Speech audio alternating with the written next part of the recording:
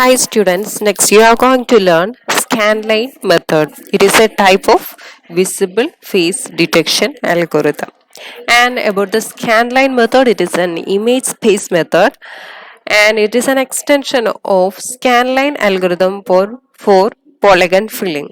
I hope you all remember scanline algorithm for polygon filling. It is a 2D polygon filling algorithm. And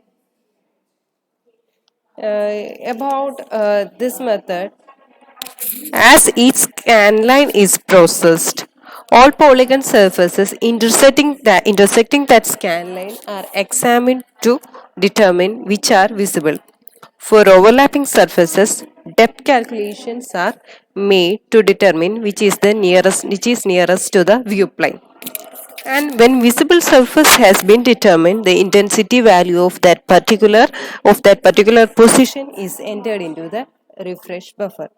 This is the main logic of our scanline method. Okay, and for implementing our scanline method, we use three tables, that is edge table, active edge table, and polygon table. The first one is edge table, and edge table stores the information of all edges of the polygon. That is, it contains coordinate and points of each line, inverse slope pointer to the polygon table, because it is required to identify the surface bounded by each scan line. And next one is polygon table. It contains coefficients of plane equation for each surface intensity, information, and pointer to edge table. Okay, then the last table is active edge table. This inner table stores the information for each and every scan line. That is, what all edges are crossed by them, and these edges are sorted according to the increasing order of the x coordinate and all. And next is that we define a flag for each surface that is set on or off to indicate whether a position is along scan line is inside or outside the surface. That is, scan lines are processed from left to right, and to identify which all positions are inside or outside of our scan line, a flag is set whose values can be on or off.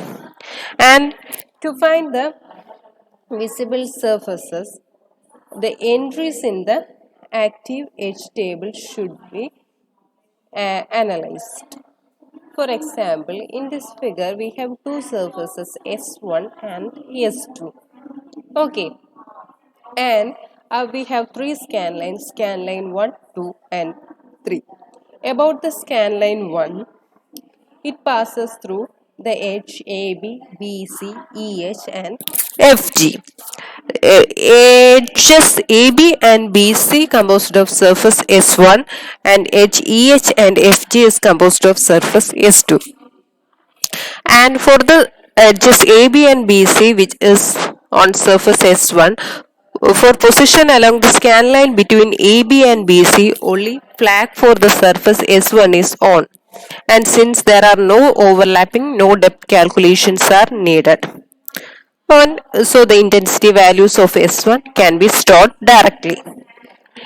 And similarly for the edges EH and FG of surface S2, and there is also no overlapping, so the flag for surface S2 is on, and the intensity values of S2 can be stored directly from polygon table to refresh buffer. Okay, and the next one is the next scan line is L2, and about the L2, which is somewhat complicated because we have four edges AD, which composed of surface S1, EH composes of surface S1 and S2, BC composed of surface S1 and S2, and FG composed of surface S2. So in the case of the edges EH and BC along scan line L2, we need depth calculation. Based on the depth, we make the surfaces visible. Okay. And from AD to EH only, flag for surface S1 is on. From EH to BC, flag for surface S1 and S2 are on. So depth calculations are made using plane coefficients for both surfaces. Suppose if depth of S1 is less than depth of S2, we need to make S1 visible. That is, intensity of S1 is loaded into the refresh buffer until boundary BC is encountered. That is, from AD to BC, S1 will be highlighted, and from BC to BC to EF, S2 will be highlighted. That is, the process through scan line to scan line, and we process through the scan line to scan line and make surfaces visible.